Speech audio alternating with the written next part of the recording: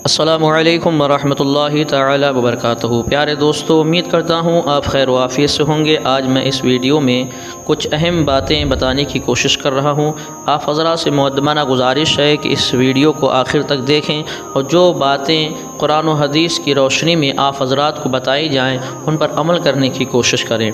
देखिए, अक्सर व बेशतर देखा गया है, मैं आज नमाज जनाज़ा के बारे में कुछ और पड़ोसियों के हुकूक़ के बारे में कुरान और हदीस में क्या है मैं उसके बारे में आपको बताने की कोशिश करूँगा।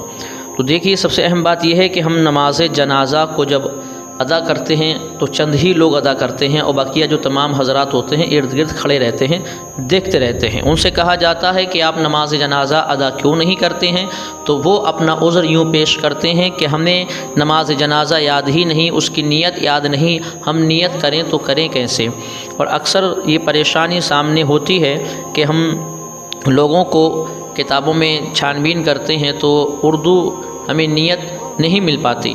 तो मैं आपको उर्दू में आप हज़रात को नमाज जनाज़ा की नीयत बताने की कोशिश कर रहा हूँ। देखिए, उससे पहले ये है कि हुज़ूर सल्लल्लाहु तआला अलैहि वसल्लम ने इरशाद फरमाया कि आप नमाज जनाज़ा अदा करें, और नमाज जनाज़ा जो अदा करता है, अगर नमाज जनाज़ा अदा करने वालों में कोई नेक है, मैयत गुनहगार है, तो अल्लाह तबारक व तआला नमाज़ पढ़ने वालों के सदक़े में तमाम लोगों की मग़फ़िरत फ़रमा देता है। और अगर मैयत नेक है, पढ़ने वाले गुनहगार हैं, तो अल्लाह तबारक व तआला उस नेक मैयत के सदक़े में तमाम नमाजियों की मग़फ़िरत फ़रमा देता है। तो कितना बड़ा सवाब है। आज हम किसी के जनाजे में शामिल होते हैं तो सिर्फ़ मिट्टी देने के लिए मिट्टी दे देते हैं कब्र पे जाके, हम वो चीज़ ज़रूरी समझते हैं, जबकि ज़रूरी है कि नमाज जनाज़ा को पढ़े, क्योंकि वो अपने हक़ में ज़रूरी है, बेहतर है, और मैयत के हक़ में भी बेहतर है। क्योंकि ज़्यादा से ज़्यादा लोग नमाज अदा करेंगे तो न जाने अल्लाह तबारक व तआला का कौन सा नेक बंदा नमाज में शामिल हो, या किस हम नमाज जनाज़ा किसी की अदा करें तो किस मैयत को पढ़ें नमाज जनाज़ा, उसमें कौन मैयत नेक है नहीं है हम नहीं जानते। अगर नेक होगी मैयत अल्हम्दुलिल्लाह हम सब की मग़फ़िरत हो जाएगी, और कसीर तादाद में लोग नमाज अदा करेंगे तो उनमें से कोई ना कोई बंदा नेक हुआ तो अल्लाह तबारक व तआला तमाम की मग़फ़िरत फरमा देता है। बहरहाल दोनों सूरतों में मग़फ़िरत होना इंशाअल्लाह ताला तय है, चाहे पढ़ने वाले नेक हों या मैयत नेक हो। तो देखिए, नमाज जनाज़ा की नीयत क्या है, वो नीयत मुलाहिज़ा फरमा लें। ठीक है, नमाज जनाज़ा में 4 तकबीरें हैं। पहली मुलाहिज़ा फरमाएं, पहली में क्या है, नीयत, दूसरी में सना है, तीसरी में दुरूद शरीफ है, और चौथी में दुआ है। ठीक है, नियत बांधने के बाद में हम नियत करते हैं, फिर उसके बाद हम सना पढ़ते हैं, उसके बाद हम दुरूद शरीफ पढ़ते हैं, और आखिर में हम दुआ करते हैं। ठीक है, तो अब नियत मुलाहिज़ा फरमाएं उर्दू में।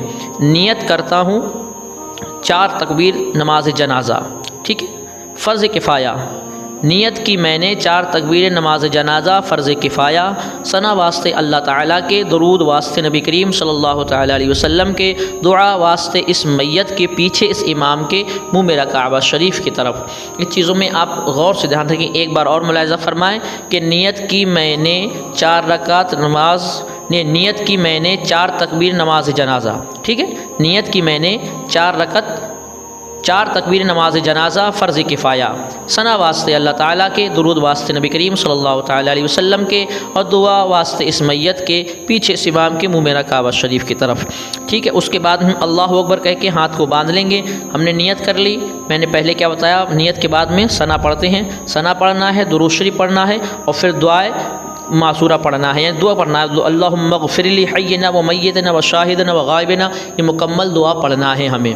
ठीक है, कब पढ़ना है, जब किसी बालिग मर्द हो या औरत हो, ये उसके लिए बालिग हो या जवान हो, बालिग हो तक उसके लिए ये दुआ पढ़ना ज़रूरी है। ठीक है, चाहे मर्द हो या औरत हो, जो बालिग है उसके लिए पढ़ना ज़रूरी है, बूढ़ा जवान कोई भी हो। मगर जो कोई नाबालिग बच्ची हो या बच्चा हो, उसके लिए अलग से दुआ पढ़ी जाती है। ठीक है, उसके लिए नाबालिग बच्चे के लिए दुआ पढ़ी जाती है, अल्लाहुम्मा जअलहु लना फ़रतम वजअलहु लना अजरम व जुखरम वजअलहु लना शाफ़िअन व मुशफ़्फ़ा। ये नाबालिग बच्चे की है, और नाबालिग लड़की हो तो उसके लिए अल्लाहुम्मा जअलहु लना फ़रतम वजअलहु लना अजरम व जुखरम वजअलहु लना शाफ़िअन व मुशफ़्फ़ा। ठीक है, ये हो गई नाबालिग बच्चे की नियत। तो वो बड़े वाली जो दुआ है वो दुआ वो नहीं पढ़ी जाएगी।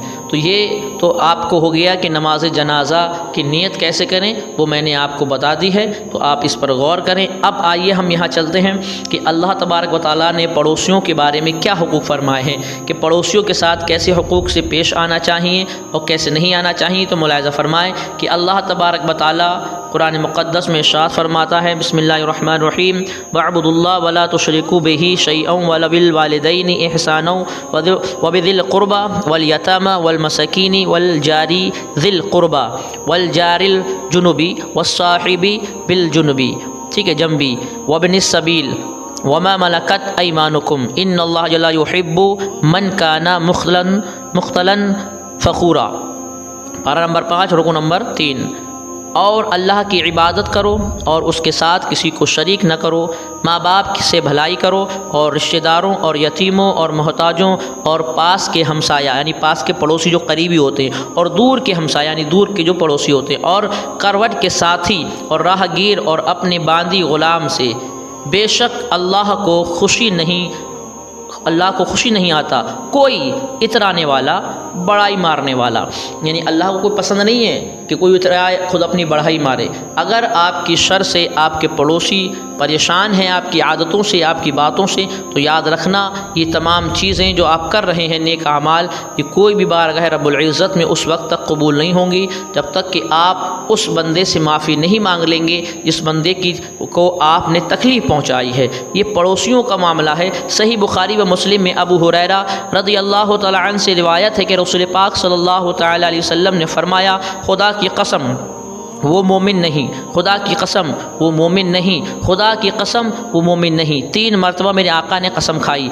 अर्ज़ की गई, ये कौन या रसूलल्लाह सल्लल्लाहु तआला अलैहि वसल्लम? तो हुज़ूर ने फरमाया, वो शख्स कि उसके पड़ोसी उसकी आफ़तों से महफूज ना हो, यानी जो अपने पड़ोसियों को तकलीफ़ देता हो।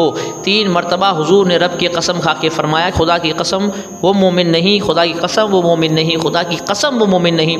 अर्ज़ किया सहाबी रसूल ने, सहाबा ने, हुज़ूर वो कौन ऐसा शख्स है? तो हुज़ूर फरमाते हैं, वो शख्स जिससे उसका पड़ोसी उसकी आफ़तों से परेशान रहे, उसकी तकलीफ़ को पहुँचाता रहे अपने पड़ोसियों को, ऐसे शख्स मोमिन नहीं है, भले को चाहे वो कुछ भी कहे। ठीक है। अब हदीस नंबर 2 सही मुस्लिम में अनस रज़ियल्लाहु तआला अन्हु से रिवायत है कि रसूल पाक सल्लल्लाहु तआला अलैहि वसल्लम ने फरमाया कि वो जन्नत में नहीं जाएगा जिसका पड़ोसी उसकी आफ़तों से अमन में नहीं, यानी वो जन्नत में जाएगा ही नहीं जिसका पड़ोसी उसकी आदतों से, उसकी आफ़तों से परेशान रहता है, उसकी बातों से परेशान रहता है। वो हर वक्त अपने पड़ोसी को नीचा दिखाने की कोशिश करता है। जैसे कि आजकल का माहौल है कि अगर जब तक के पड़ोसी हमारा तकलीफ़ में ना हो, हमें खुद चैन नहीं पड़ता, हमें खुद अच्छा नहीं लगता। हमारा पड़ोसी अगर जितना तकलीफ़ में, जितना परेशानी में मुब्तला रहता है, उतना हम खुश रहते हैं। हदीस नंबर 3 सही बुखारी व मुस्लिम में हज़रत उम्मुल मोमिनीन आयशा सिद्दीक़ा रज़ियल्लाहु तआला अन्हा से मरवी के रसूल पाक सल्लल्लाहु तआला अलैहि वसल्लम ने फरमाया कि जिब्राईल अलैहिस्सलाम मुझे पड़ोसी के मुताल्लिक़ बराबर वसीयत करते रहे, यहाँ तक कि मुझे गुमान हुआ कि पड़ोसी को वारिस बना देंगे। यानी इस कदर हज़रत जिब्राईल अलैहिस्सलाम आते थे बार बार और पड़ोसियों के हुकूक़ के बारे में, पड़ोसियों के बारे में बार बार मुझे हुज़ूर फरमाते हैं, मुझे बताते रहे। अब सोचें ज़रा, हुज़ूर वो वसीयत कर रहे हैं हज़रत जिब्राईल अलैहिस्सलाम किनको? हुज़ूर को बार बार पड़ोसी के बारे में। हुज़ूर फरमाते मुझे गुमान हुआ कहीं ऐसा ना हो कि ये वारिस बना दें पड़ोसी को। जैसे कि आजकल के बाप के वारिस उसकी औलाद होती है ना, उसका हक़ होता है। कोई इतनी वसीयत की तो हुज़ूर फरमाते मुझे गुमान हुआ कहीं के पड़ोसी को वारिस ना बना दें। तो ये गुमान हुज़ूर फरमाते मुझे ऐसा गुमान हुआ। यानी इस कदर वसीयत हज़रत जिब्राईल अलैहिस्सलाम करते थे नबी करीम सल्लल्लाहु तआला अलैहि वसल्लम के। देखिए तिरमिज़ी व दारमी व हाकिम बिन अब्दुल्ला बिन उमर रज़ियल्लाहु तआला अन्हुमा से रिवायत है कि रसूल पाक सल्लल्लाहु तआला अलैहि वसल्लम ने फरमाया, अल्लाह तबारक व तआला के नज़दीक साथियों में वो बेहतर है जो अपने साथी का खैर खा हो, और पड़ोसियों में अल्लाह के नज़दीक वो बेहतर है जो अपने पड़ोसियों का खैर खा हो। सोचिए ज़रा कितना मतलब ज़ोर दिया गया है शरीयत में पड़ोसी को खुश करने का, उसको नाराज़ ना करें, उसको तकलीफ़ ना पहुँचाएँ, प्यार और मोहब्बत से पेश आएँ। हर उसमें अपने प्रोग्राम में कोई प्रोग्राम करें तो हर प्रोग्राम में पड़ोसी को दावत दें, उसको खिलाएं, उसको परेशान ना करें, उससे लड़े नहीं, उससे झगड़े नहीं। मगर आज का रिवाज बन गया, जब तक कि पड़ोसी को तकलीफ़ नहीं पहुँचती है उस वक्त तक हमारे दिल को सुकून नहीं पहुँचता। और हुजूर क्या फरमाते कि वो जन्नत में जाएगा ही नहीं कि जिसकी बातों से उसका पड़ोसी परेशान हो, जिसकी आदतों से उसकी शर से पड़ोसी परेशान हो। तो इस चीज़ का ख़ास ख्याल रखें। कुरान में भी आया है कि अपने पड़ोसियों का, अपने ख़ास जो पड़ोसी बिल्कुल आपके करवट के और जो आपके दूर के पड़ोसी हों उनको भी और रिश्तेदारों को सबसे हुस्न सलूक से पेश आना, ये एक मोमिन की पहचान है कि उससे उसका पड़ोसी खुश रहे, दूर का पड़ोसी खुश रहे, उसके रिश्तेदार उससे खुश रहें। ये एक मोमिन की पहचान है।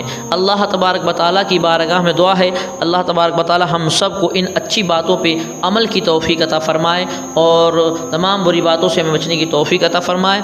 आप हज़रात से मुक़द्दमाना गुजारिश है कि इसी तरीक़े की अहादीस मुबारका और मसाइल दीनी मालूमात अगर आप चाहते हैं तो हमारे चैनल नूरी गाइड को सब्सक्राइब करना ना भूलें। इंशाअल्लाह तबारक व तआला हम नेक्स्ट वीडियो मिलेंगे इससे बेहतरीन मसाइल